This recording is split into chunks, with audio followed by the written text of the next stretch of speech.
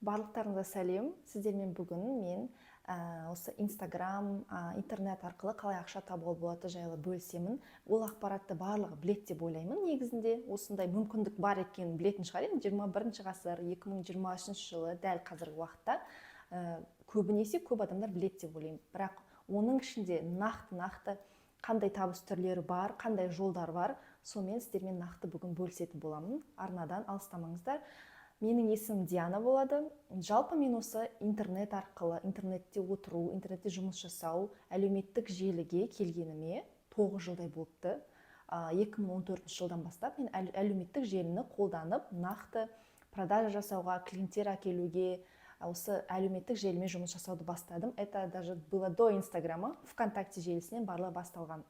Сондықтан сіздерге тәжірибем бар, в общем. И 2014-2016 жылдан бастап мен сол заманда SMM деген не екенін танысып, алғашқы білімді алған адаммын. Одан бері қаншама уақыттар өтті, қаншама тәжірибе, и қазір 9 жыл деген үлкен жыл ғой, көп жыл. Қазір уже, можно сказать, исследовательский уровень дейді ғой, зерттеуші уровеньға жеттім деп айта аламын кішкене. Және өзім осы YouTube каналда пайдалы бола аламын деп ойлаймын. Себебі тәжірибе де көбейді, и осы саланы зерттеп жүргеніме уже өте көп жыл болды. Сондықтан мен айтарым, бөлісерім өте көп, және адамдармен, халықпен тегін бөліскім келеді өзімнің осы арнам арқылы. Сіздерден тек қана лайк керек, лайк басып жіберсеңіздер, подписка жасаңыздар болады, ары қарай пайдалы видеолар болады. Жалпы қазіргі сәтте әлеуметтік желіні бастау, тіпті даже блогерлікті де бастау, аккаунт жүргізуді бастау негізі өте оңай. 3 жыл бұрын, 4 жыл бұрынғы мен салыстырғанда өте оңай. Және бұл жерде жалпы неден бастасам деген сұрақ. Қолыңыздан не келеді, содан бастай берсеңіз болады. Шынымен де қазір заман настолько дамып тұр, шынымен де дәл қазір қолыңыздан не келеді, что вы можете дейді ғой, не жасай аласыз, содан бастай беруге болады. Мен сіздерге 100% қазір уверен айта аламын, что любой кез келген саланы бастауға болады. Мысалы, мен өзімді айтсам, 2016 жылы мен тігуден бастадым да, то есть менде мектеп кезінен бастап бір қырым болды, мен қолымнан тігу келетін, және мен жастықтарды тігіп бастап, соны Инстаграмға салып, адамдарға көрсетіп, клиенттер алып келіп, солмен кәдімгідей бизнесқа айналдырып жібердім. Былай қарасаңыздар, қолымнан не келді, соны шығардым. И ары қарай уже кете берді ғой әртүрлі салалар. Сол сияқты сізде қолыңызда не келеді? Кез келген нәрсе, мүмкін тамақ пісіре алсаңыз да, жаңағы тігін ба, психологсыз ба, бір саланың мамансыз ба, по-любому сізде бір профессия бар, по-любому сіздің бір дипломыңыз бар. Егер декретте отқан ана болсаңыз, тем более сіз бір саланың маманысыз, сіздің бір хоббиіңіз бар, бір білімдеріңіз бар, бір тәжірибеңіз бар, кез келген нәрсемен бөлісуге болады. Осы жерде айта кететін жайт, ойлауыңыз мүмкін, парақшаны дамыту қиын, ол үшін жақсы нәтиже жету үшін көп подписчик керек, оны үлкен қылып дамыту керек деп, но мен сізге 100% уверенностьпен қазір айтайын, қазіргі мен зерттеулердің нәтижесін айтайын, мүлдем олай емес. Сізге көп подписчик керек жоқ. Сіз даже блог бастасаңыз, сізге микроблог, қазіргі заман тренді, микроблогерлер, өзіңіздің қалаңызда, өзіңіздің районыңызда сіз кішкентай аккаунтпен, кішкене ғана охватпен, 80-100 охватпен бастап, өзіңіздің жаңағы қолыңыздан келетін нәрсеңізді адамдарға ұсыну арқылы, просто для души да, ары қарай айтамын, қалай ақша табу болатынын жүргізе берсеңіз болады. То есть ешқандай ол жерде маңыздылығы жоқ, көп подписчиктер жоқ. Көп подписчик, қай кезде керек айтайын ба? Когда сіз уже бірдеңе бастадыңыз, и сізде уже табысыңыз бар определенный, и сізге уже масштабқа шығу керек, сізге көбірек адамға шығу керек болған кезде, біз уже осознанно аккаунтты өсіреміз, охватты өсіреміз. Себебі охват өссе, табыс та өседі. Инстаграмдағы заң сондай. Ал қазіргі деңгейде, мысалы, сіз среднестатистический дейікші, сондай деңгейдесіз, табыс жағынан, и содан сәл өскіңіз келеді. Мысалы мен айтсам, бір айына 500 мың тапқыңыз келеді. И сіздің сол уровеніңізге 100 охват, немесе 200 охват былай жетіп жатыр. Мен сізге отвечаю. Но егер дальше сіз өсіргіңіз келіп жатса, миллион табысқа шыққыңыз десе, немесе 5 миллион, сізге просто уже охватыңызды өсіру керек болады. То есть это так работает. Дәл қазіргі уровеньге сізге көп подписчик, көп охват керек емес. Енді бастап жатқан адамға. Және де мынандай кеңес айтады ғой, өзіңнің бастап жатқан жолыңды уже басқа бастап кеткен, уже орта жолда немесе успехқа жетіп кеткен адамдармен салыстырмау керек деп. Және бұл психологияда да бүкіл жерде де единый стандарт дейді ғой, что кез келген саланы бастағанда по-любому басында қиын болады. Басында бәрі аз нәрседен басталады, в общем. То есть өмірлік сондай заң. Бұл социальный сетьте да жұмыс жасайды. Бұл жерде андай бір нәрсе придумывать етіп керек емес. Кстати, көп нәрсе негізінде осындай. Мен қазір осындай зерттеулер жасай жүріп, осы Инстаграмды, әлеуметтік желілерді көп изучать еткен сайын сол нәрсеге келіп жатырмын, что біз ойлағандай емес та көп нәрсе. На самом деле көп нәрсе на поверхности лежит. И көп нәрсе, көп білім қиындатылған. На самом деле өте оңай дүниелер. Просто адамдар табиғатына солай қиындатқан жақсы көреді. То есть сондай да бар. Және әлеуметтік желіге келудегі самый главный фактор, адамдар кейде түсінбей жатады, қалай деп. Негізінде ең главный ресурс әлеуметтік желіде ол адамдар. Тіпті ақшаның барлығы да адам арқылы келеді. Даже сіз басында хоббиіңізді бастасаңыз да, бір паблик жүргізсеңіз де, жай бір посттар жазсаңыз да, біліміңізбен бөліссеңіз де, өзіңіздің эксперттік. Сіз, допустим, сіз мамочкасыз, сіз даже полноценный жұмыс істей алмайсыз, сіздің уақытыңыз аз, сізге балаларға қарау керек. Сіз өзіңіз үшін, өзіңіздің қалауыңыз для души, от души бір парақша жүргізуіңізге болады, даже түріңізді көрсетпей-ақ. И сіз ойлайсыз, ой, маған бұл ақша келіп жатқан жоқ, зачем, не үшін айналсам мен деп. Жоқ, ол мүлдем олай емес, себебі сіздің парақшаңыз дами береді. Сіз өзіңіздің энергияңыз салған сайын сізді адамдар көреді, и адамдар әлеуметтік желіде номер один ресурс және возможности, мүмкіндіктер. То есть сізге сол парақшаны жүргізген арқылы по-любому адамдар қарайды, сол адамдар арқылы возможностьтар келеді. Ол сізге бір ұсыныстар болуы мүмкін, бір таныстықтар болуы мүмкін. Общение деген өте ең жаңағы үлкен плюстардың бірі ғой жалпы осы онлайн өмірде. И мүмкіндіктер аспаннан өзімен өзі түспейді. Егер біз өзіміз ғана үйде қамалып отыра берсек, мысалы, ол ешқашан да келмейді. Мүмкіндіктердің барлығы адамдар арқылы келеді. Ал адамдарға шығудың мүмкіндігі осы әлеуметтік желі арқылы, осы интернет арқылы жүзеге асып отыр. Мына нәрсені мен қатты айтқым келіп тұр да, көп адамдар ойлайды, көп білім керек, көп нәрсе оқу керек, іздену керек, бір секреттар бар, сол секретті білу керек, сол кезде бәрі жақсы болады деп. Вообще олай емес. Волшебные таблетки вообще не существует. Инстаграмда да, осы интернетте де вообще волшебная таблетка жоқ. Ондай таппайсыздар. Қанша білім іздесеңіздер де, но іздену керек. Осы салада, интернетте бірдеңе білу үшін білімнен бастау керек, это точно, но дальше сіздерге айтам, уже осы волшебный таблетка тұр. Сосын қазіргі кішкене новичоктау дейінші маркетологтардың жақсы көретін нәрсесі айтады, парақша жүргізсеңіз, бір бизнес сала, кез келген услуга, новичок болсаңыз да, кез келген айта берейінші, кез келген салада айтады, сіз обязательно личность көрсетуіңіз керек, сіз түріңізді көрсетуіңіз керек, сіздің фотоңыз болу керек, сіздің видеоңыз болу керек деп айтады. Немесе обязательно сториске өзіңіз шығу керексіз деп айтады. Но мен сізге айтайын, өзім тәжірибемен ол өтірік. Мүлдем олай емес. Сіз тіпті түріңізді көрсетпей-ақ та шыға аласыз. Осы социальный сеть әлеміне, онлайнға жұмыс жасауға шыға аласыз. Себебі тіпті сіз өзіңізді реализация жасауыңыз, сіздің индивидуальностьті шығаруыңыздың өзі, сіз даже сториске немесе постқа тек картинкалар қойып, фотолар қойып, басқа стоковый видеоларды қойып, өзіңіздің тексттарыңызды жазсаңыз, немесе сториске, сторителлинг жасасаңыз, ол сол арқылы да сіз өзіңіздің индивидуальностіңізді, өзіңіздің личностіңізді көрсетесіз. Ол по-любому аудиторияға сезіліп көрініп тұрады.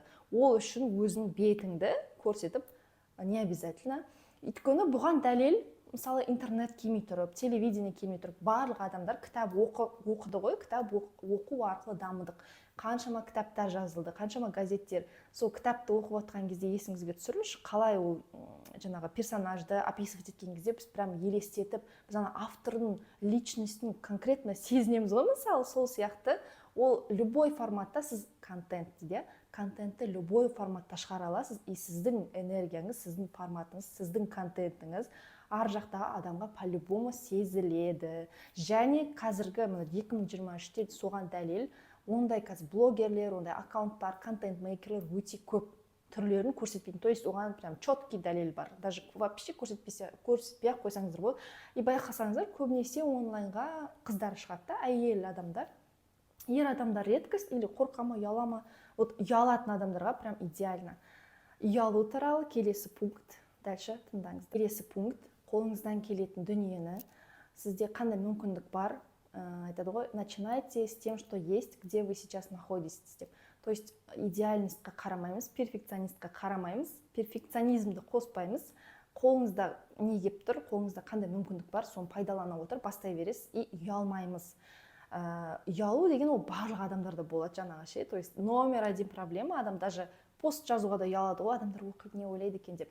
На самом деле кезінде бастап кеткендер сол ұятын жауып, өшіріп, ұялуына мән бермеген адамдар қалай бар солай искренне болып видеолар түсіріп, даже ютубта шыққан адамдар сөйтіп отырып қазір қорықпаған, қорқынышы жеңген адамдар былай қараса енді жетістіктерге жетіп каналдарын дамытып отыр.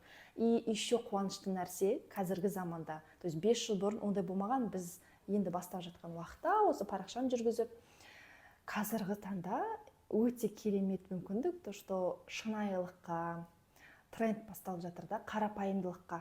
Сіз даже қарапайымдылығыңызды көрсетіп, қарапайым өмірді көрсетіп, қарапайым адам ретінде шықсаңыз, ол тіпті сіздің даже преимуществоңыз болады. Вот осы жайлы ойлаңызшы, ол кез келген салада болуы мүмкін. Еще қазір инстаграмда кішкене енді понтоваться ететін жаңа желі болып басталды ғой енді сондай. Но қазір тиктокта более қарапайымдылық бар, байқайсыздар ғой. Кстати, еще ондай текстовый переписка, андай рекқа шығып жатыр ғой, сондай контенттеріміз, ол тоже адамның перепискасының өзінен біз личность, қандай личность екені сезіледі, көрдіңіз, сондай форматта қолдансаңыздар болады. И шынайылық, вот. Тіпті сіз видео түсірсеңіз де, сіз просто шынайы болыңыз, искренне өзіңіз қандай, қалай бар, солай айтыңыз. И адамдардың қателігі, адамдар ойлайды, соны қарап отқан адамдар как будто представляет етеді, ол ошибка виртуальности. Біз реальностьта отырмыз ғой, мен қазір реальностьта, мен өз үйімде отырмын, негізі кухняда отырмын, камерамен былай қарасаң сөйлесіп отырмын. Ал сіздерге ол басқаша болып көрінеді, ол видео болып көрінеді. И бұл жерде андай түсіну керек та, что ощущение реальности басқаша. На самом деле сізді контентіңізді, сізді инстаграмда, әлеуметтік желі көретін адамдар тоже қарапайым адамдар, тірі адамдар. Олар роботтар, киборгтар емес, немесе идеальный адамдар емес. И осы түсініктің өзі қатты көмектеседі. И сіздерге де осындай кеңестерім көмектеседі деп ойлаймын. Жаңа волшебная таблетка туралы айтып жаттым ғой. Волшебная таблетка секретного секрета не существует, но жеке өз басым, жеке өзімнің ойым, мен былай айтар едім, волшебная таблетка, это знаете что? Вот айтады ғой бар секретный секрет, фишка. Ол әр адамның индивидуальности, әр адамның шынайылығы и әр адамның аутентичности. То есть қазір заманда сол керемет құрал, сол тренд. То есть бір адамның жасаған дүниесін екінші адам қайталау өте қиын. Қайталап көреді, но да басқаша шығады, байқайсыздар ма? То есть вот этот фактор есть, и ол әр адамда ерекшелік дейді ғой. И біз көп іздейміз жаңа информация, сондай волшебная таблетка іздейміз. На самом деле мы не осознаем, что эта волшебная таблетка находится в нас, что мы сами являемся волшебной таблеткой, создателем Всевышнего, да, творением Бога, уникальное существо, которое неповторимое. То есть біз сияқты адамдар басқа не существует бұл өмірде, біздің копияларымыз жүрген жоқ. Сондықтан соның өзі, мен өзім солай айтамын, что волшебная таблетка это мы сами деп, өзіміздің ерекшелігіміз. Соны қолдана отырып, сіздің әр жасаған контентіңіз все равно уникальный болады. И айтарым даже, мысалы сіз бастап жатқан SMM-щик шығарсыз, мобилогер шығарсыз, білім обязательно алу керек қой, но жан-жақта тоже қарау керек, не только жаңағы виртуальный реальностьта, шынайы өмірге де қарау керек та, реальностьқа. Мысалы сіздің жан-жағыңызда, именно 2023 жыл айтайыншы, қазіргі заманда востребовано, оның барлығы әрқашан востребовано. Осы мамандықтар, SMM-щиктер, мобилографтар, копирайтерлар, дизайнерлар, жақсы мамандар всегда востребовано. И біздің айналамызда не қоршап тұр? Әртүрлі бизнес қоршап тұр, әртүрлі дүкендер не көп, магазиндер көп, дүкендер көп. И олардың барлығына дәл қазіргі заманда, дәл 2023 жылы барлығына клиент керек, барлығына продажа жасау керек. И оларда сондайға спрос бар. И егер сіз өзіңіздің біліміңіз бар уже мысалы, оларға ұсыныс жасай алсаңыз, даже жаныңызда, үйдің жаныңыздағы магазиндерге барып, мен сіздерге жұмыс жасайын, мен осындай істеп бере аламын, осындай бағаға десеңіз де, сіз уже жұмыс тауып алатын едіңіз. Но бұл жерде главный загвоздка в том, что сол ұсынысты дұрыс жасай білу керек, и өзіңіз де продажа не екенін больше детальный түсіну керек. И мен айтар едім, қаншама осы білімдердің, қаншаманы алып жатырға елдің бәрі курстардың ішіндегі ең маңызды бір саласы, әр адам оқып үйрену керек дүниесі, ол сатуды үйрену. Сатудың не екенін түсіну, продажа дейді ғой. Ол сату деген универсальный нәрсе. Адам сатуды түсінген адам кез келген товарды, кез келген услуганы, кез келген дүниені сата алады. Себебі ол түсініп тұр, ол нәрсе қалай жасалғанын.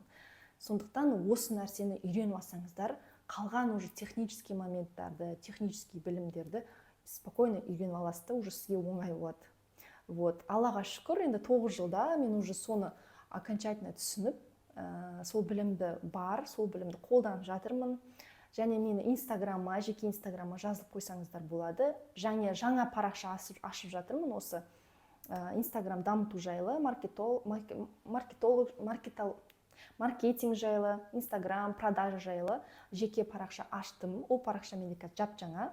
Сол жерде осы продажа жасау, сатуды үйрену, сатудың түсінігі жайлы ақпараттармен бөлісемін. Осы парақшама жазыла кетіңіздер, и дальше YouTube каналымда тоже пайдалы сабақтар болады.